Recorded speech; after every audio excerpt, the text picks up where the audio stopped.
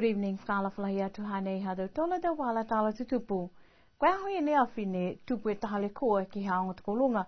Mo lahia tupe he falu a tau mamatua a koe tau la tau he tau whanau lalahi he haonga tukolunga.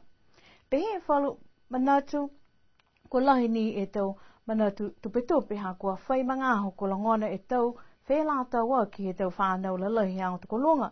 Mo e tau kiskisianga koe tau le kua mai whafo he tau kioki la tapu ki he tau whale whakawhiawhia sino. Whakatutala ke uru whaiaonga he aonga tukolunga, ke pare lai ina nei mo e pehea ia, nā kai whai tupe aonga tukolunga ke le koe ne tupu, ha kua whitani e uru whaiaonga he whakatutala mo e tau whanau ne tupu e le koe kiai. Nā kai mo e mtakau leo ke whakatutala kia lautolu, kua watu ke he le koe he aonga tukolunga, ka pehe uru whaiaonga nā kai tātu e tau le koe nei ke mtakau leo.